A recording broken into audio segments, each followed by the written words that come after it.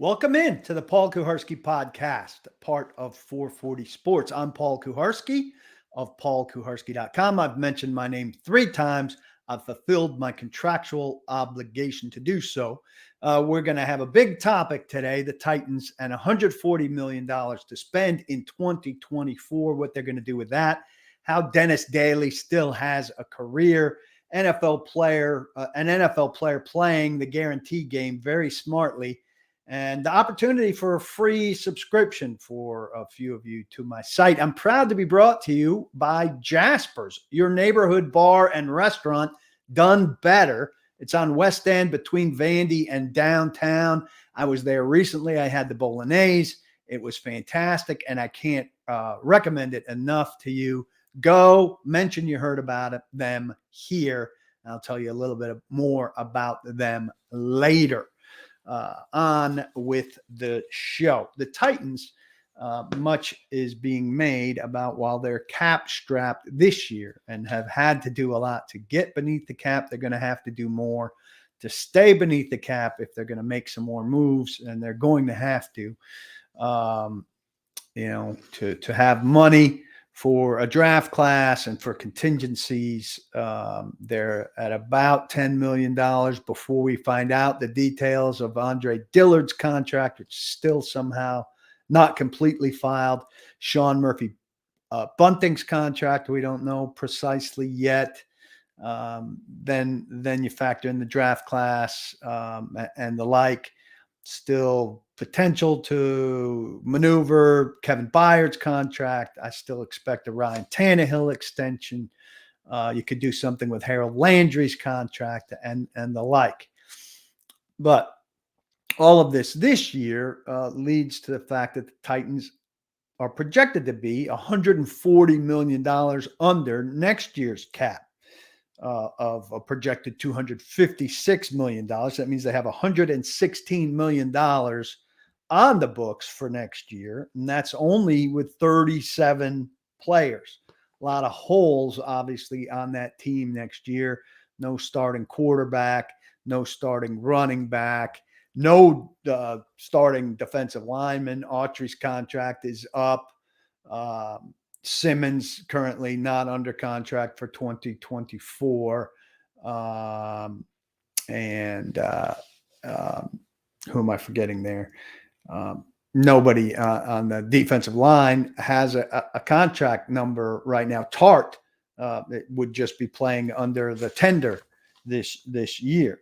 Per the 33rd team, the excellent site, per their research, last year they did a piece on this. The top 3 free agent spending leaders over the previous 10 off seasons, that's 2012 to 2021, improved their record that year after doing that spending 70% of the time. So we're accustomed to saying the team that wins free agency doesn't do that well, but in fact, it has proved fruitful in recent years. In 2020, the Dolphins were the free agent winner, spent the most money in free agency, and they gained 5 wins and got up to 10-6. 2021, the Patriots surprised everybody. They were the big free agent spender. They gained 3 wins and got to 10-7 and went to the playoffs. And in 2022, the Jaguars gained 6 wins. And as we know, they went 9-8 and got into the playoffs by beating the Titans on the last Sunday of the season. I would say, however, that the quality of that free agent pool gets worse every year.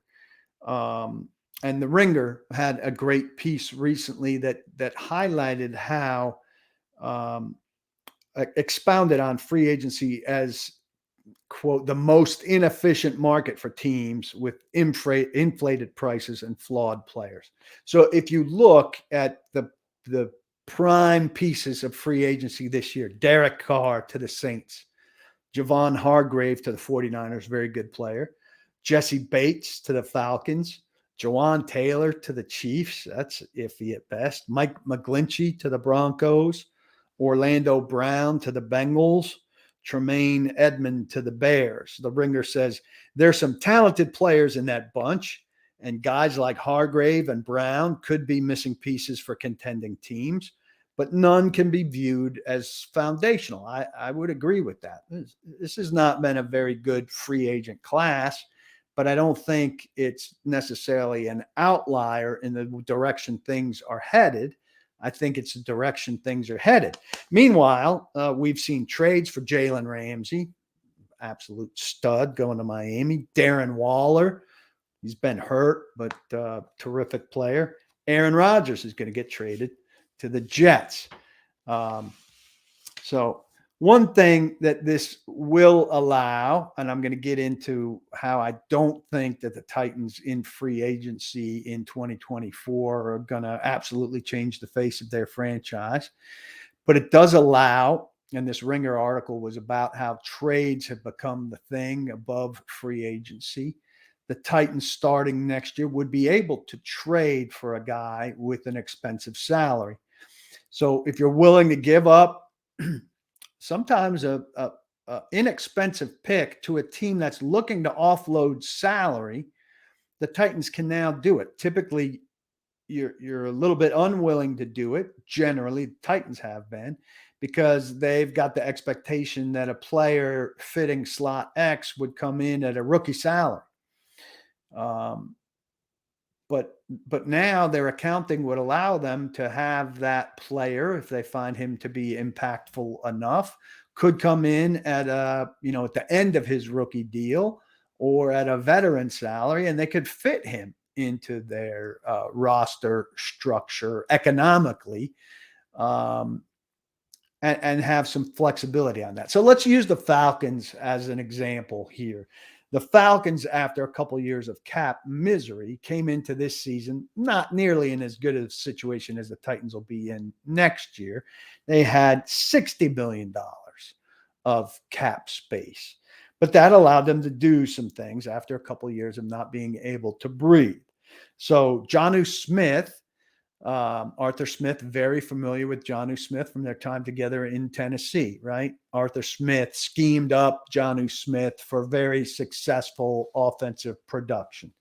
Now, he was due $10 million in base salary this year and $11 million in base salary next year from the contract, a ridiculous contract that the Patriots gave him from 2 years ago, winning free agency that I mentioned earlier. Well, the Falcons were willing to give a 7th-round pick up for Jonnu Smith and to take that contract. Still too pricey in my eyes, but they could afford it. And they'll pair him with Kyle Pitts, and they've got a great 1-2 punch there at tight end. But this comes out of the financial freedom that the Falcons have now because they've got cap room. So the Titans could do something akin to that starting next year. I don't think, though, if they value somebody like, and I'm just using Jonnu Smith as a familiar example here, if they think Jonnu Smith's a $4 million player, maybe they pay him 4.5 or 4.75. I don't think they're going to say, hey, because we're flush with money, we'll pay him 10. I just don't think the franchise is going to operate that way. We'll have to see more about Rand Carthon. They have overpaid a couple times. They overpaid for Bud Dupree, and that didn't work out because of injuries. But sometimes you have to overpay on the free agent market to get the guy and the production that you need. But not a lot of guys are going to reach free agency. Nonetheless, the Titans, that's something they can start to do next year that you wouldn't have been able to do previously because of cap constraints. Now, are you going to give up draft picks? A 7th for Jonnu Smith you could give up, sure. You're going to give up a 4th or a 5th for the right guy? Should be more willing, I would think. So where do I anticipate them spending their money in a year? Well, we'll get there right after this. I mentioned Jasper's, your neighborhood sports bar and restaurant. It's not just a sports bar. It's a neighborhood bar and restaurant done better. our new sponsor here. I'm thrilled to have them. It's an excellent spot. Got a great menu. They've got something for all occasions. You can have a business meeting there. You can go for a casual lunch. You can go for happy hour. Go watch a big game. They've got a great big TV in a kind of a side room that's terrific. It's a nice place for a dinner date. It's a nice place to take have a family night, take the kids out, have brunch. They've got a game room where everything's free. You got shuffleboard, skee ball, pop a shot, air hockey. I didn't get to play any of that when I went. I sat at the bar and had lunch alone, which was perfect too, if you like to do that like I do once in a while. All that stuff is free. They've got a grab and go market out front with a variety of snacks and homemade desserts. And for a place that's kind of right on the fringe of downtown in Nashville, Tennessee, unprecedented free parking, which is terrific and very hard to find. I appreciate their support so much, and I know you will check them out. So thanks to them, and thanks to you for that. Welcome aboard, Jaspers. Thanks very much. Where will the Titans spend this $140 million in a year? Well, first off, they're not going to spend all of it. I think they'll take a chunk of it and spin it forward. But here's where I think that money starts to go. Some of it goes to Jeffrey Simmons in year 2 of what I expect will be a new deal that he signs in July or August of this year, most likely. And, it'll be a contract where his cap number this year, that's a little bit over $10 million, his 5th-year option, will actually go down. I've talked previously about how Payne's contract in Washington shows you how that can happen. So part of it will be that. Ideally, Aziz Al-Shaair, he signed a 1-year deal. Ideally, he plays well and earns a bigger contract and a long-term contract. He'd get extended. Ideally, Sean Murphy-Bunting, who signed a 1-year contract, he plays well and gets an extension, and he's getting some of that money. Ideally, Tier Tart plays well. If he doesn't get an extension now, he's going to play under that $4+ million restricted free agent second-round tag, and he gets a long-term deal. All these deals, if all 3 of these guys played well, would be front-loaded deals, and these guys would get the bulk of their money on a 3 or 4-year deal, conceivably up front. So the Titans have the room in 2024 to do that. Danico Autry is going to be, you hope he's an age-defying guy. He turns 33 on July 15th, so he'll be 34 heading into 2024. But if he continues to be the same guy, you could conceivably sign him to a 2-year contract, and you'd be front-loading that and paying him in 2024. And he's not going to be super expensive, I wouldn't think. Christian Fulton, I would suspect, is not long for here. But, let's presume the positive here. He has a terrific 2023 and is healthy and productive and earns himself another contract. And that could be front-loaded in 2024. I still don't suspect that he'll be here in 2024, but if he had that kind of year and they wanted him, they certainly would have a lot of room for that. Now, you'd want to be getting the jump here on guys who were coming out of their 3rd year, but we're talking Caleb Farley and Dylan Radins. So that advantage is blown. You're not going to be investing getting out front of long-term deals for those guys. Even if Monty Rice is excellent this season, he was the 3rd-round pick from that year, it would be early for him. Now, let's look at a couple positions in terms of who is in line to be an unrestricted free agent in 2024. Quarterback, Jalen Hurts. No way the Eagles don't lock him up. Kirk Cousins, who cares? Lamar Jackson, it's going to be more of what's going on now if he's not signed long-term. Ryan Tannehill, I think he'll be extended and he'll probably still be the Titans quarterback next year. Wide receiver, where Titans are probably going to have 2 draft picks. I don't know. Maybe they get a veteran out of this market still, but it'd probably be these kind of 1-year contracts that we just talked about for Murphy Bunting and Al Shire. Justin Jefferson, absolutely going to get re-signed in Minnesota. T. Higgins, absolutely going to get re-signed in Cincinnati. Jerry Jeudy, there's been rumblings about him being on the trade market. So maybe he gets traded still in this offseason, or maybe he gets traded during the Broncos season, or maybe he gets to free agency next year. CeeDee Lamb, I don't think he's going anywhere. Tyler Boyd, possibility, because the Bengals have so much going on financially with Burrow, who would be heading towards a 5th-year option, but getting a long-term deal. And we already mentioned Higgins. So then you got Boyd on top of that. But boy, if you could keep all 3, that is the core of that team. Calvin Ridley, I mean, if he has a good year in his first year with the Jags have $54 million slated to be available next year. Gabe Davis, well, the Bills are tight versus the 24 cap. So maybe. Brandon Ayuk, pretty significant to the 49ers. I can't see him getting to the market. Darnell Mooney, I mean, if you're in a position to want him next year, it's because of what he does with Justin Fields this year. I would think Chicago would be very anxious to keep him. And he's 5'11", 173. So again, he's a 4.31 guy coming out, but I'm not convinced the Titans are going to go that small yet until I see them get a small guy. And once they get one small guy, I don't think they're going to get 2 guys that small.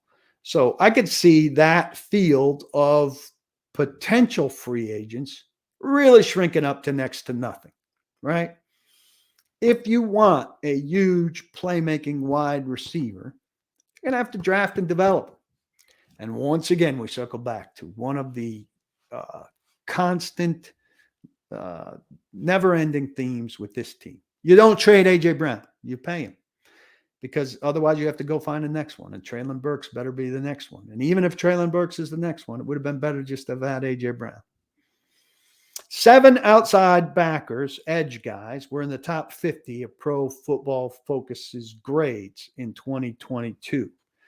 James Houston, Josh Uche, Rashawn Gary, Josh Allen, Danielle Hunter, Darrell Taylor, and Alex Highsmith.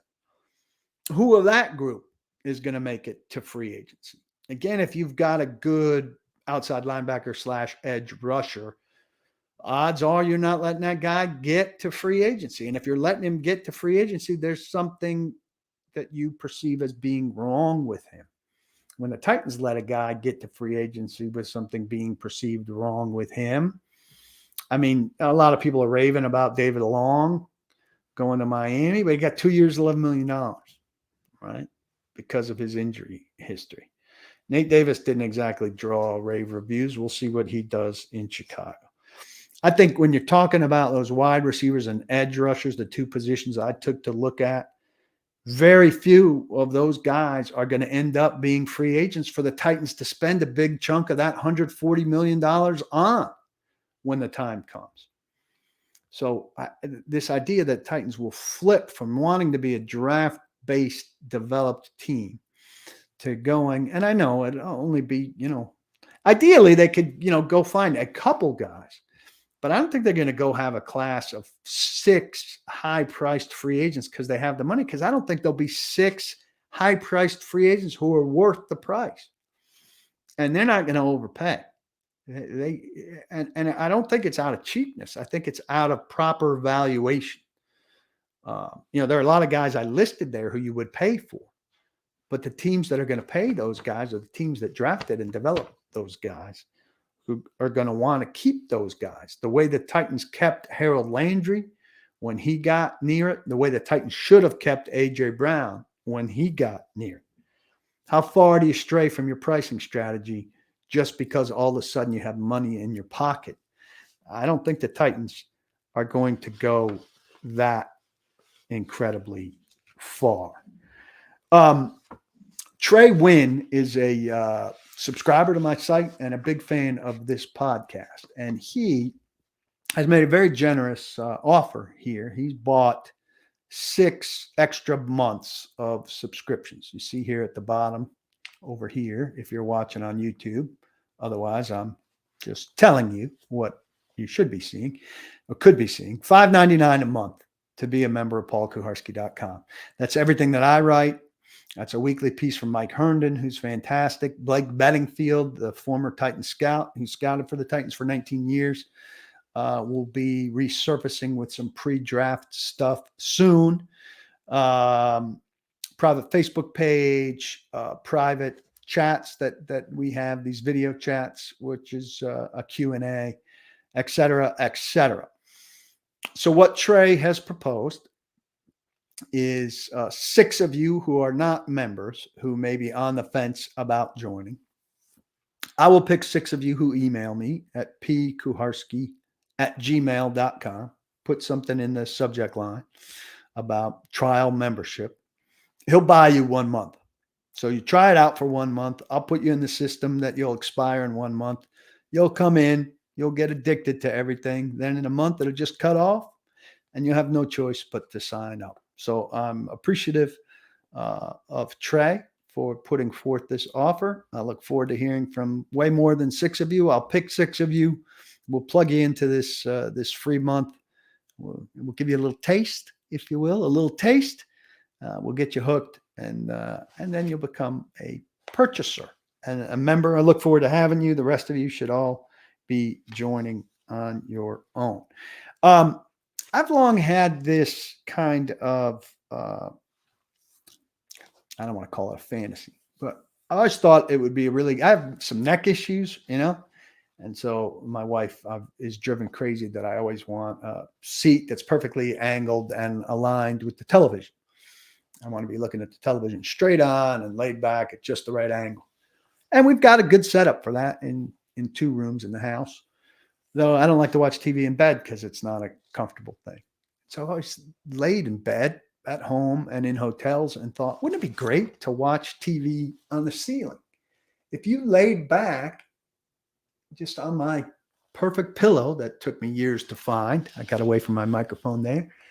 If you laid back and were able to watch TV on the ceiling, it would be perfect. Now, I'm a sucker for all of these ads that come across my Facebook and Instagram feed. And so I came across one for something called Pico, Piqo. That is a device, a small little box that ties into your phone or maybe your TV. I think your phone, which you can tie in to your, Netflix and all of that stuff, or maybe your TV. I'm an Xfinity guy. So this would broadcast, according to it, who knows if it's a believable sales pitch, and broadcast onto white, or a blank wall. It doesn't have to be your ceiling. It could be, my wall over there, whatever. Looks like a really good idea. But, so I watched the ad, but then you have to click for more. And then, so here's my primary complaint this week. And it's not just them, it's other stuff that I look at that I might be suckered into buying if I didn't have to watch 10 minutes before they tell me the price. So I'm watching this thing. I'm intrigued. I'm curious. It tells me it's going to give me 20% off or whatever, but it doesn't tell me 20% off of what. And I don't know, I'm sure they've got a marketing strategy that works for them. But if I've got to watch 8 or 12 minutes before they're going to reveal to me the price, they're losing me.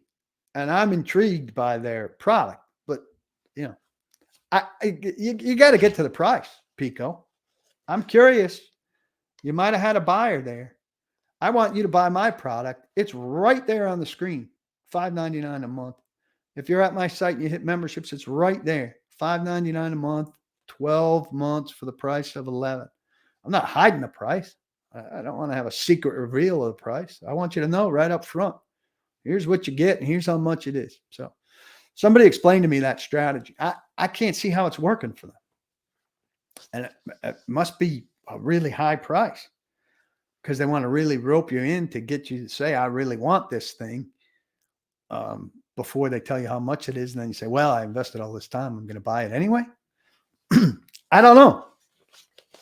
Dennis Daley, his price has got to be dirt cheap. Now, don't make too much out of the fact he got a 2-year deal. Again, this is an agent talk. Well, it's not agent talk. It's the Cardinals talk, and they say they gave him a 2-year deal. There's no way that Dennis Daley's second year isn't purely paper and that the Cardinals can't just rip it up and get out after 1 year. I think they get out after a couple of games. But this is not – I like Monty Ossenfort. I don't know, how much influence Monty Ossenfort has. I believe that John Robinson made the buck stops with the GM, of course. And I believe that John Robinson really wanted it that way and wasn't heavily influenced by his people, by Ryan Cowden, by Monty Ossenfort, by his scouts. And that's part of what helped things go south for him and got him fired. But this tells you that Monty Ossenfort, thinks that he can't think that Dennis Daley wasn't that bad. So he has to think, Dennis Daley is fixable. It's got to be the third tackle there, but he was the third tackle here, and he wound up playing 15 games for Luan after Luan went down, and he had to be, if not the worst tackle in the league, top 3 worst tackles in the league. Kyler Murray's a mover, and not going to have to protect the pocket so much, but Dennis Daley's just horrible. So Dennis Daley's new position coach has a huge challenge. I looked him up. Clayton Adams, Clayton with a K, K-L-A-Y-T-O-N, Clayton Adams, 40 years old. He coached some offensive line at Western Washington, Sacramento State, Colorado, and he was 2 years as an assistant offensive line coach with the Colts from 2019 to 2020. I think he was ultimately replaced by Kevin Mawai. Then he coached tight ends. I think he might have been the position coach. He might have been an assistant position coach there. If Clayton Adams can turn Dennis Daley into some sort of serviceable offensive lineman, then kudos to Clayton Adams. And then, Keith Carter got canned here in Tennessee. He's with the Jets now. Then it'd be, an indictment of Keith Carter. But look, we all know just how terribly bad Dennis Daley was with the Titans last year. And it's hard to wrap your head around the idea that a personnel guy who was here when the Titans traded away a 6th rounder next year for Dennis Daley and then watched as he struggled was part of, in some regard, the failure to find somebody better than Dennis Daley for the Titans roster, gets a general manager job and wants to be connected to Dennis Daley in any way, shape, or form. So I'm going to be at the owners' meetings Monday and Tuesday. If I see Monty Ossenfort, I'll have to find a way to graciously give him a dig and see how he reacts. That'll probably be off the record. I don't know. It'll be something I could bring back and share with you, maybe with the membership, maybe with the all 22. We'll see how it goes.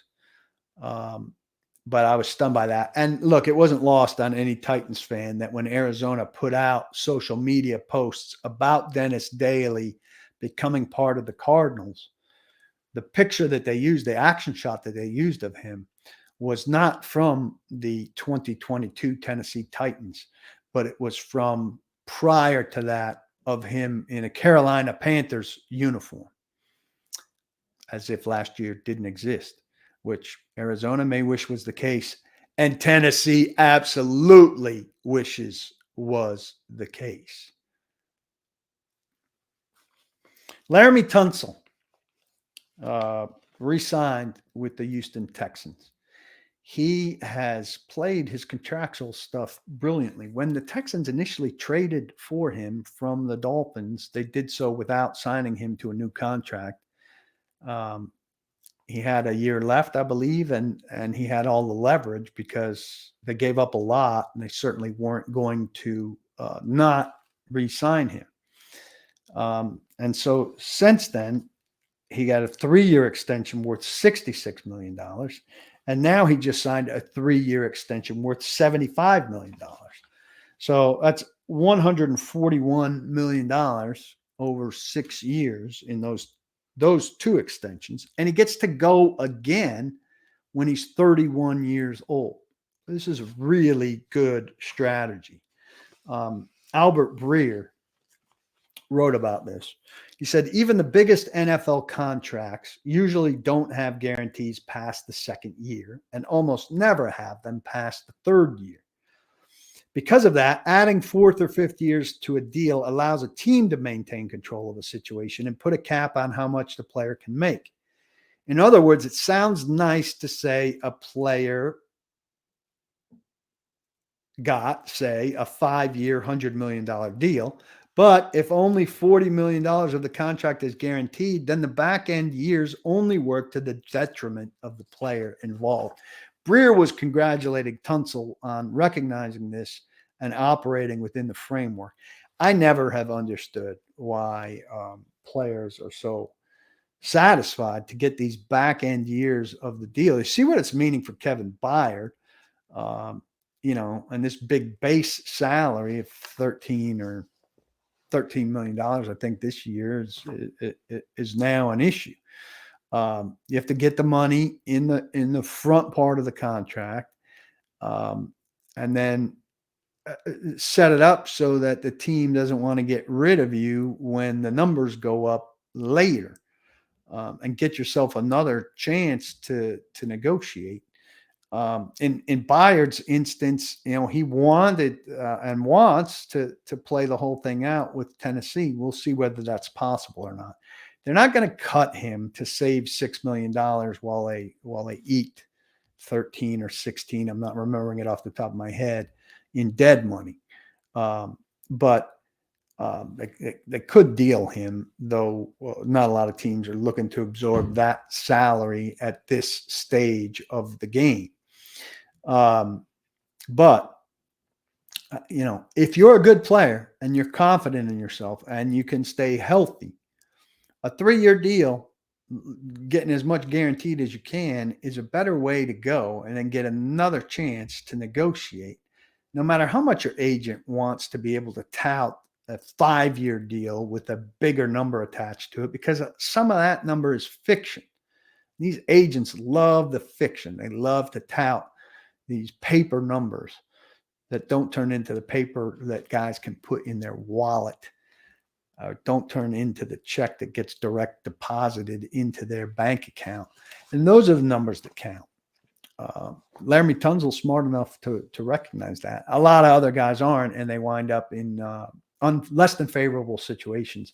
And the joy that comes with signing that contract and seeing those numbers splashed on Twitter and on Facebook and on Instagram 3 years later goes away and turns into an awful feeling when things go south between the team and the agent and the player, because of the way those numbers were manipulated to make things look better than they were. So hopefully that's not the Byard situation. For everybody's sake, the Titans need tentpole guys, no matter to what degree they are rebuilding this thing. Kevin Byard should be one of them. I'm also, really find it suspect what's going on at backup quarterback, where, I think there's another indication Tannehill is going to be back, because if they were getting a rookie quarterback, if they were going to go draft a rookie quarterback here and turn things over to him, they'd need something more than Malik Willis to back him up. It didn't have to be Josh Dobbs, but it would have made sense for it to be Josh Dobbs, who went to Cleveland, where he's clearly in front of Kellen Mond as the 2 behind Deshaun Watson. But there were no whispers that the Titans engaged with Josh Dobbs, and I don't know who the good veteran option out there is.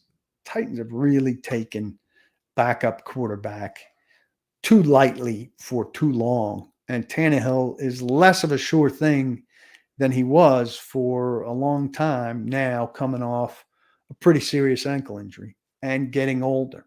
So, backup quarterback is a spot to keep an eye on for absolute certain.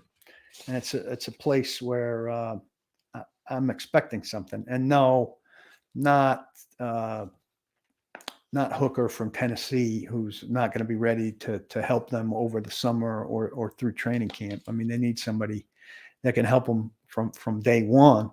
Even though Hooker's got nice upside and could wind up a starter at some point, but that's a position where they've got to do more. And with all the list of needs they have, seems like, look, I don't think Josh Dobbs is terrific, but he should do that.